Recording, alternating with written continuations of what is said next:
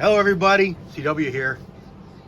Let's do a quick rundown of what we got here. I was able to cast with all the molds and see what we get here. So this let's start with the biggest one.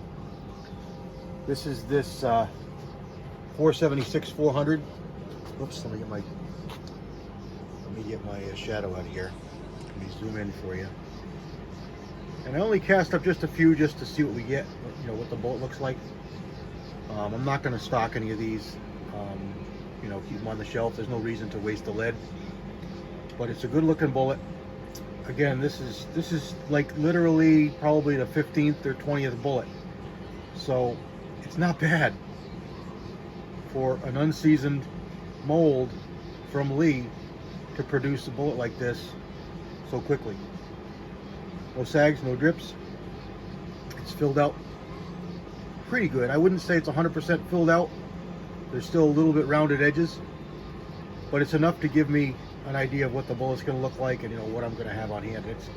I think it's going to be a good looking bullet, and I think it's going to perform just nicely. It's got a really good surface for engraving. It's got a good sized me-plat. It's got a nice looking nose. I think it's going to be a really good bullet, and that's with this this mold here that I showed you the other day, and 476-400 Lee 2 cavity, and I'm happy with it. Just going to put it away just like that. I'll throw a couple of bullets with it, and that'll be that. And then I got into the Lee 105, and this one is actually casting really, really well for a brand new mold, but as you can see, you know, it's got some sags. We got some things to work through, but the bullets drop right out. It just rains bullets, so it's just a matter of time. Once we get this heat cycled a few times, it'll be producing really good bullets. And I got a little pile over there. You know, those over there are all the 105s. In a matter of 15-20 minutes, I cast all these bullets. So let's go on to the next one here.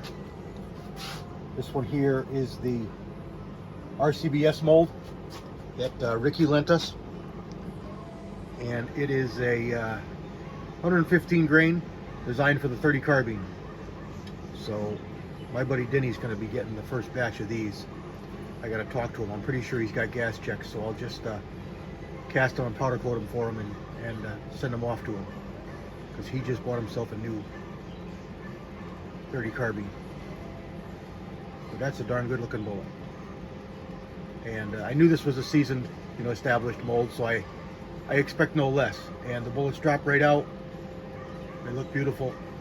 It's going to be a nice mold. Again, it's one I've looked for quite a while. And that leaves us with the 2 project molds. And this one here, oh, the chicken's out there. This one here is the 360-302, and I got it upside down. There's the base. And as you can see, I believe these were cut off. I suspected that they were. And what I'm talking about is the pins inside, because they're different lengths. I suspected somebody had done something with them, and I'm pretty sure that's the case now that I see this. Now, the high side there really isn't so high. It's like a flashing. The lead is seeping down around the side of the pin.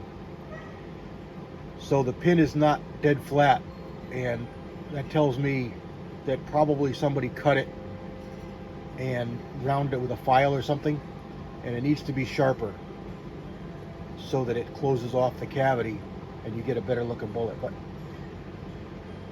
I really don't know the purpose of these. I got to do some more research to see just what that 360-302 mold was supposed to be, and I'll probably do another video follow-up once I learn some more about it. But it's adjustable, and that's the slug it produces. else to say about it. That's what it is. Here, I think this is the other cavity. And it does about the same thing.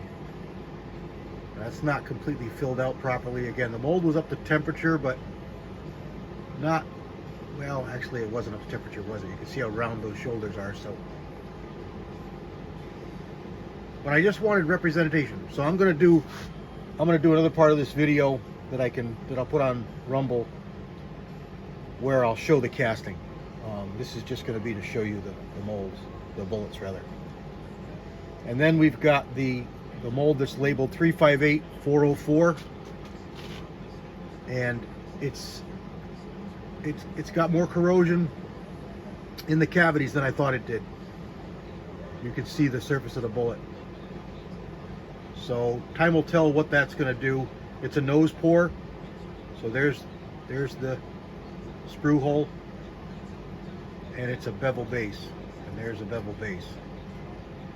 It's got a little bit of flashing coming off because that pin doesn't fit perfectly, and it's been, I think maybe somebody took a wire wheel to it,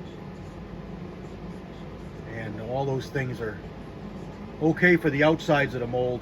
They make it look bad, but that's all.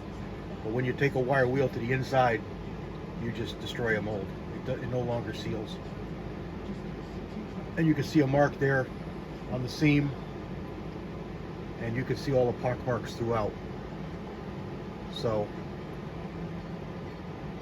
it should shoot okay. It shouldn't really make a difference because I'm hoping that it's big enough that when you size it, the sizer smooths everything out and brings it all to a constant and cylindrical shape, and irons out all those imperfections that are in the driving bands. But time will tell.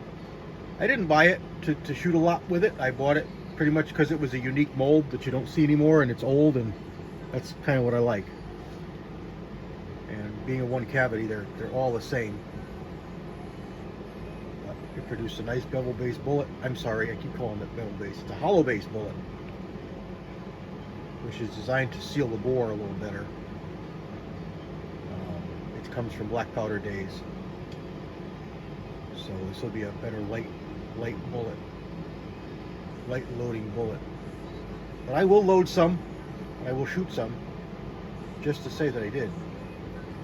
Now, something I was thinking about, and I just remembered, I didn't say when I did it, when I showed you this bullet here. This is the 360-302. I'll probably hit those with a file just to make them flat. Not to take material off, just to take that flashing off. And I'm thinking I could probably make up a multi-bullet load with these in 357. In other words, stack these up. Maybe make them as small as I can, as light as I can, as short as I can, and then stack them. I gotta weigh them to see what we get, but I know I can get at least 2, and maybe I can get 3 in there, and that might make a really dandy defensive load for like woods carry. 3 of these slugs heading down the barrel at 1200 feet per second or so, out of one pull of the trigger. All right, that's just a quick glimpse what I can show you here on the YouTube. So I will be casting some more and producing a video over on Rumble within the next couple days. God bless everybody. CW out.